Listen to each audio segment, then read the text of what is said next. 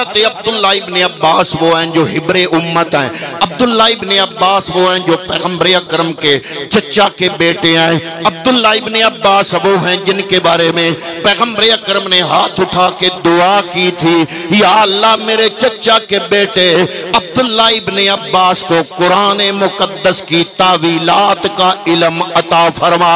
यही वजह है कि तमाम सहाबा में जब कुरान के बारे में कोई फैसला करना होता, किसी आयत को समझना होता, तो लोग कहते कि चलो चलते हैं अब्दुल्ला इब्न अब्बास से जाके पूछते हैं।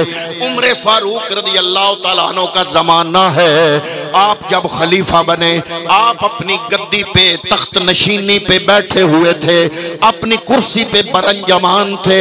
आपने अपने साथ हजरत अब्दुल्ला इब्न अब्बास, जिनकी अभी इतनी उम्र नहीं थी, नौजवान थे, उनको अपने साथ बिठाया।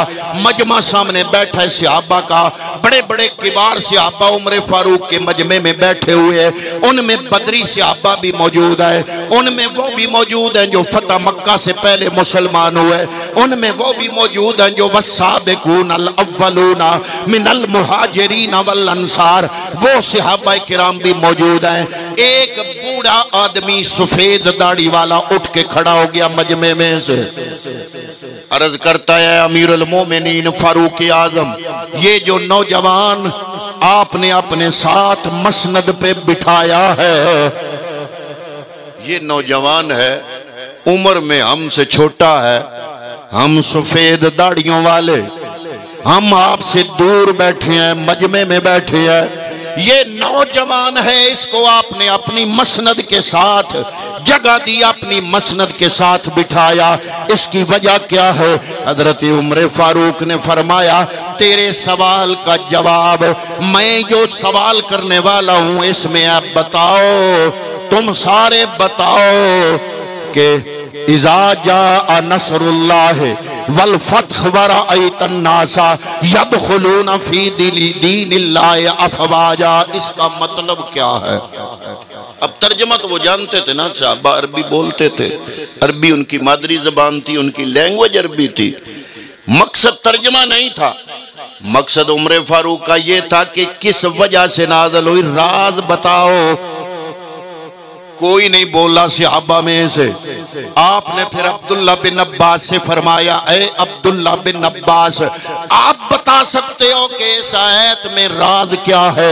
इज़ा जा नसरुल्लाह वल फतह, इस सूरत के नाज़िल होने में राज क्या है? अब्दुल्ला इब्न अब्बास अर्ज करते हैं, जनाब मैं बता सकता हूँ, इसमें राज ये है, अल्लाह ने फर्क देखा जब के महबूब पे कुरान सारा मुकम्मल हो गया, महबूब अकरम सल्लल्लाहु अलैहि वसल्लम ने अपनी शरीयत लोगों तक पहुंचा दी, और पढ़े लिखे लोगों का मजमा, एक जुमला, मैं वैसे आम मजमा होता तो मैं अगला जुमला ना बोलता, मैं आपके शऊर की नजर करने वाला हूं। जुमला ये सुन ले, जुमला 1.25 लाख अंबिया 313 रसूलों में से किसी रसूल को ये इम्तियाजी मकाम नसीब नहीं हुआ कि जो वो शरीयत लाया उस शरीयत का अमली निफाज मुआशरे के अंदर अपनी आंखों से देख सके।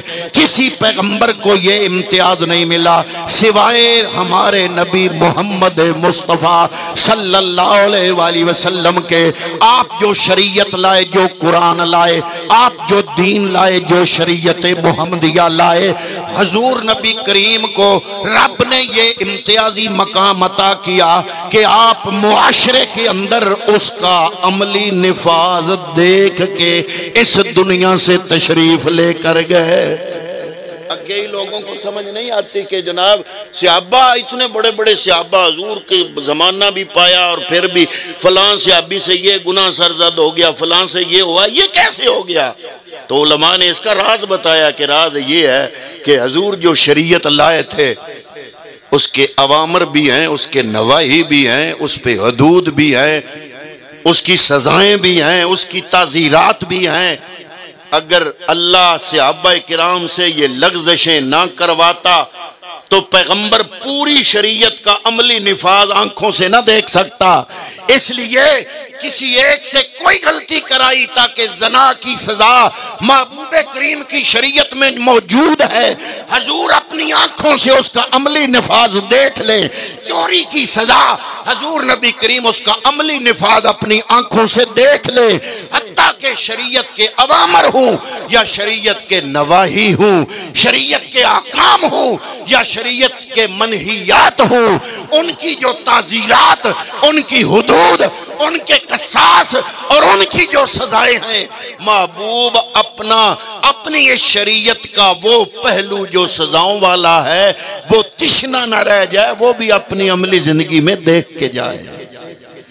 तो पूछा गया कि जनाब मजमे से वो सहाबी सफेद दाढ़ी वाला खड़ा हुआ, अब्दुल्ला बिन अब्बास नौजवान को साथ बिठाया, हम सफेद दाढ़ियों वाले मजमे में।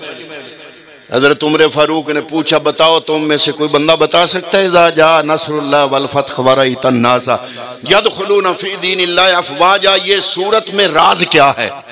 कोई नहीं बोला। अब्दुल्ला इब्ने अब्बास से पूछा तुम्हें पता है? अर्ज की हजूर पता है, अगर इजाजत है तो मैं पेश करूं। अब्दुल्ला इब्ने अब्बास ने फरमाया, हजरत उमर फारूक की खिदमत में अर्ज किया कि अल्लाह ने जब देखा कि पैगंबर का दीन मुकम्मल हो गया, शरीयत मुकम्मल हो गई, हत्ता के मुस्तफ़ा ने उसका अमली नफाज भी अपनी आंखों से देख लिया, तो रब ये इशारा कर रहा है कि इज़ा जा नस्रुल्लाह है, जब मदद आ गई, वल फतह हो गई, वरअयतन नास यदखुलूना फी दीनिल्लाहि अफ़वाजा, लोग फौज दर फौज इस्लाम में दाखिल हो गए, मकसद पूरा हो गया। तो ऐ महबूब वरअयतन नास यदखुलूना फी दीनिल्लाहि अफ़वाजा फसब्बिह बिहम्द रब्बिका वस्तगफिर इन्नहु काना तव्वाबा।